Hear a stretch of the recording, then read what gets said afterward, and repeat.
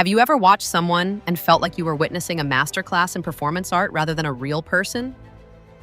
Most of the world sees a duchess, a woman who climbed the steep mountain of Hollywood and the even steeper cliffs of the British monarchy. But if you look through the eyes of investigative journalists like Tom Bower or critics like Piers Morgan, a different image begins to take shape. It's the image of a carefully constructed brand built on a foundation of secrets that go back much further than anyone realized.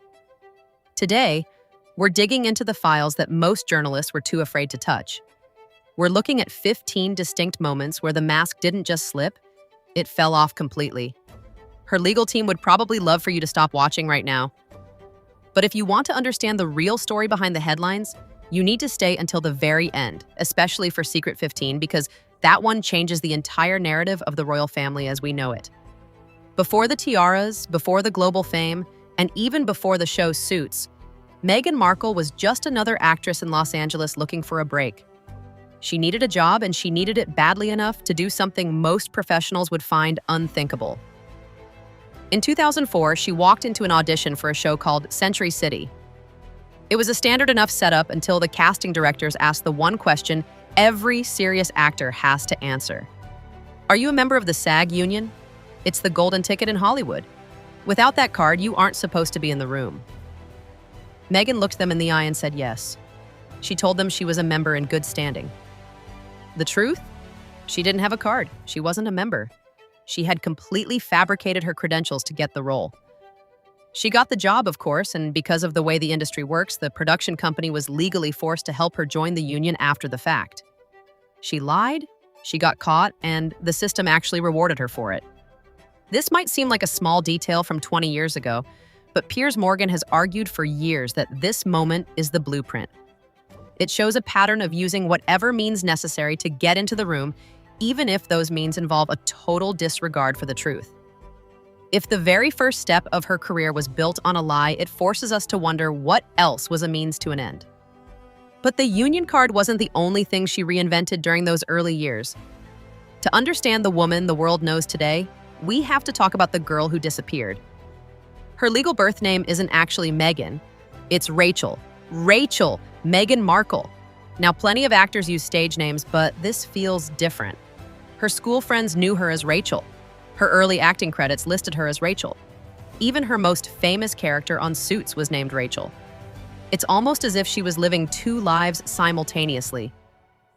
Tom Bower's research suggests that the switch to Meghan was a calculated branding move. Rachel felt ordinary. Rachel felt like a girl from the suburbs. Meghan felt unique. It felt like someone the world would watch. She didn't just change her personality for the cameras. She changed her identity because Rachel Markle could never become a duchess, but Meghan could. It's the first sign of a woman who views her life as a production to be edited and refined for maximum impact. She scrubbed the ordinary parts of her past to make room for the royal future she was already envisioning. But reinventing her identity was just the beginning. To make the Duchess narrative work, she had to rewrite her entire childhood. And that meant erasing the man who made it all possible. The story Meghan sold to the world was irresistible. She was the brave, mixed-race girl from humble beginnings, raised by a devoted single mother, struggling through a brutal industry with nothing but raw talent. It's a classic Hollywood underdog story. The problem is the facts tell a completely different tale. Thomas Markle wasn't an absent figure. He was her primary caregiver from the age of 9. He was a highly respected lighting director for major shows like General Hospital. Meghan didn't struggle into the industry from the outside. She grew up on those sets. She was there every single day after school for a decade, surrounded by the best directors and producers in the business. Her father paid for everything. He funded her expensive education at Immaculate Heart, a private Catholic school that was far from humble. He paid for her acting lessons and used his connections to get her that first appearance on General Hospital. Court documents have since revealed letters between them showing a level of closeness and communication that she has never publicly admitted to. Yet, the moment Thomas Markle stopped being a useful part of her public image, specifically when he became a PR liability before the wedding, she cut him off overnight. She erased the man who built her career because he didn't fit the new Duchess aesthetic. And what happened next would shock even her closest supporters. Once is an accident. Twice is a coincidence, but 7 times, that's a strategy. Piers Morgan once claimed on air that Meghan Markle has never had an original thought in her life. It was a harsh statement that sparked immediate backlash, but the evidence he produced was hard to ignore.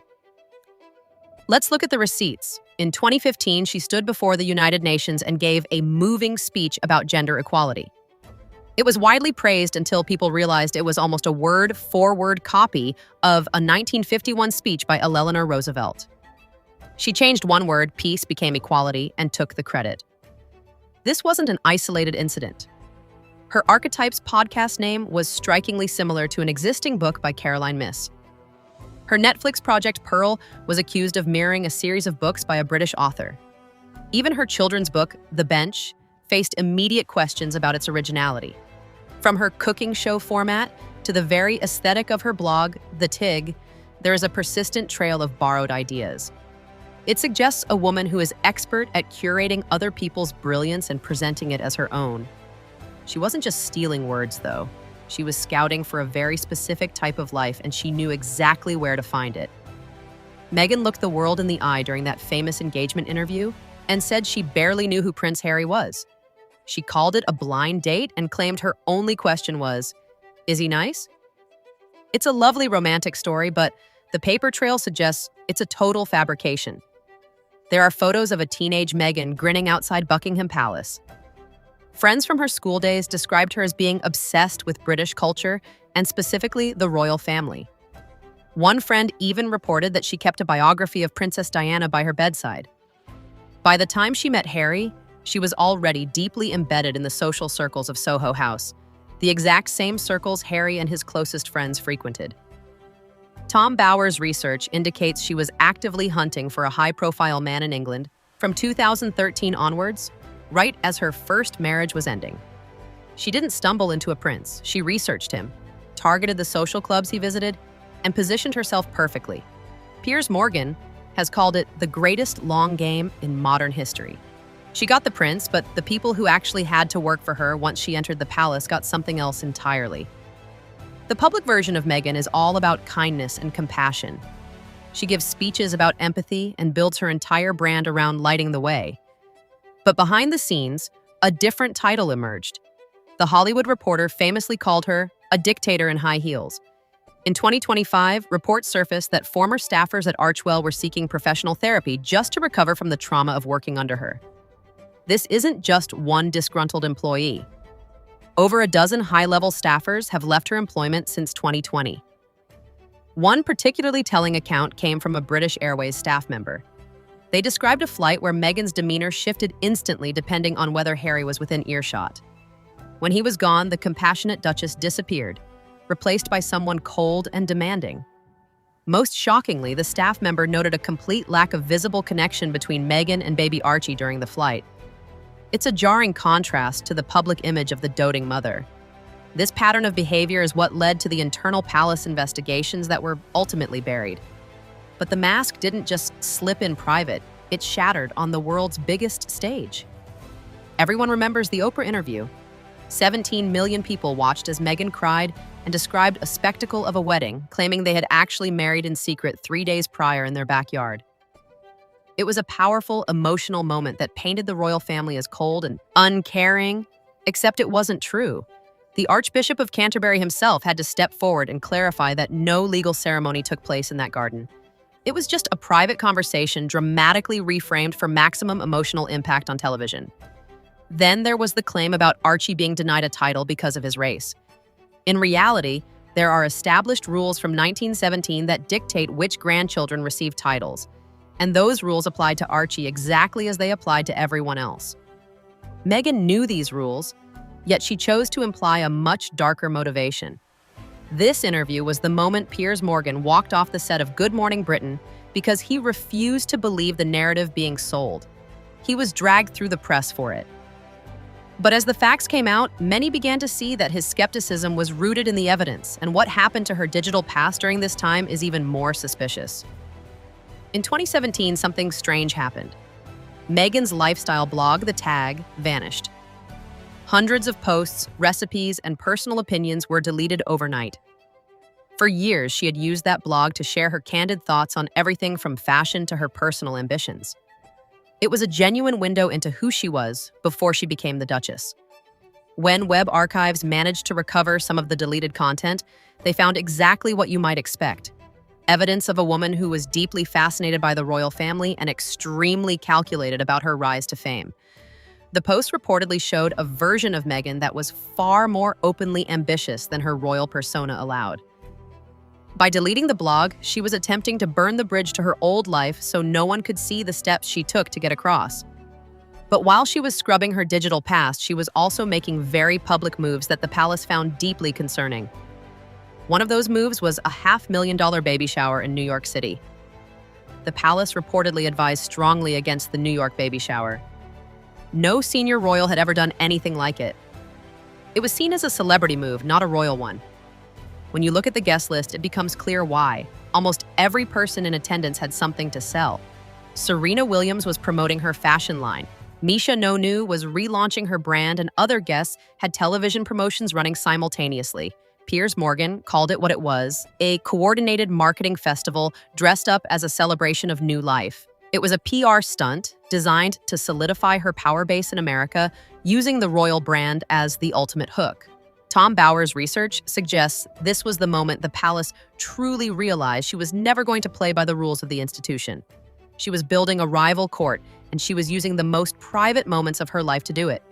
But she wasn't just using her friends. She was using her own history, too. The story she told of the struggling actress was the centerpiece of her brand. But when you look at the facts, she didn't come from nothing. She came from everything Hollywood could offer. Her father wasn't just a lighting director. He was an Emmy-winning professional who ensured his daughter had every advantage. She attended the most elite schools and was comfortable on professional sets before she could even drive. Her struggle was a narrative choice, a way to make her eventual success seem more miraculous and her relatability more believable. It's a pattern we see over and over. The facts are reshaped to fit the story.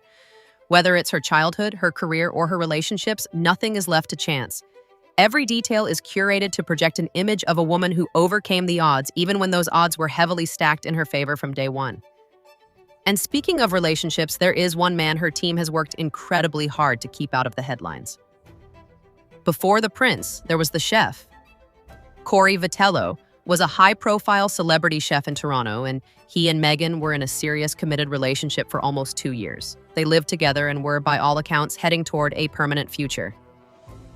Their relationship officially ended in May 2016. Her blind date with Harry happened just a few weeks later. The timeline is uncomfortably tight, leading many, including Piers Morgan, to question exactly when her focus shifted. Sources in the Toronto social scene have suggested that Corey was completely blindsided by the breakup. He has remained silent for 10 years, never speaking a word to the press, which in itself is telling. He was the life she had built in Canada, the life she was leading while she was reportedly hunting for a way into the British elite. When the bigger fish was caught, the old life was discarded without a second thought. But discarding people is one thing. Discarding the work you were paid millions for is another. Let's talk about that $18 million Spotify deal. It was supposed to be the jewel in the crown of their post-royal career. But after just one season, Spotify pulled the plug. One of the top executives at the company even called them grifters on his own podcast. Why? Because reports surfaced that Meghan wasn't even doing the work. Multiple sources revealed that for the academic or expert guests on her podcast, Meghan wasn't actually the one conducting the interviews. Staff members would do the heavy lifting, interviewing the scholars and experts, and then Meghan's voice would be edited and spliced in later to make it sound like she was the one having the deep intellectual conversation. She showed up for the big nom celebrities, the ones who could help her brand, but she couldn't be bothered with the rest. It was a masterclass in getting paid for work you didn't do, and it showed a fundamental lack of respect for the creative process. But if you think that's scandalous, there's a piece of film history she would give anything for you to never see. In 2008, long before she was a duchess, Meghan appeared in the pilot of the 90210 reboot. It was a tiny role she wasn't even credited by name. The script simply called her Hot Girl. The scene itself was explicit enough that it caused massive embarrassment for the palace when it resurfaced. It showed a version of Meghan that was light years away from the refined, dignified image she spent years building.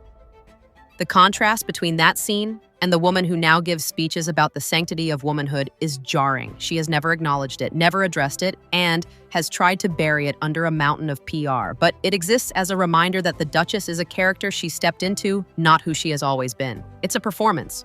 And that brings us to the biggest secret of all, the one that people are still whispering about today. We have to talk about the pregnancy. This is the topic that has started more arguments than any other, and it's the one that critics like Piers have addressed with extreme caution. We want to be clear. We are laying out the observations made by others, not making a definitive claim. But the questions surrounding the birth of Archie remain one of the most polarizing mysteries in modern royal history. It started with the moon bump. Women who had been through pregnancies themselves began pointing out inconsistencies in the size and shape of Meghan's bump between public appearances. Photos surfaced of her squatting and bending with a level of physical ease that left many mothers puzzled. Then there was the birth itself. Every royal birth for 1,000 years has followed a specific protocol. There is a medical team named a hospital location confirmed and an official document signed by doctors. With Archie, none of that happened. The birth was shrouded in total secrecy. No doctors were named, no signatures were provided, and the official announcement was handled in a way that broke every established rule. The secrecy wasn't just about privacy. It felt like a deliberate avoidance of the usual verification process. Even Tom Bauer has noted these unexplained gaps in his research. Whether the rumors of a surrogate are true or not, the fact remains that the royal family has never faced this level of skepticism regarding a birth. The world is still asking questions, and the silence from the Sussex camp is the only answer we've ever received. If you've made it this far, you've seen the pattern. From the very first lie about a union card to the meticulously edited podcast interviews and the rewritten childhood, the story of Meghan Markle is a story of curation. It's the story of a woman who understands the power of a narrative and isn't afraid to reshape reality to fit it. Whether you see her as a victim of a cold institution or a master of global branding, one thing is certain: we are only seeing what she wants us to see. But as the receipts continue to surface and the journalists continue to dig, the House of Cards is starting to look a little shaky. If you want to stay ahead of the next big revelation, you need to hit that subscribe button right now. We are just getting started on these royal files, and what we have coming next makes this look like an introduction. There are 2 videos on your screen right now that dive even deeper into these secrets. Choose one and let's keep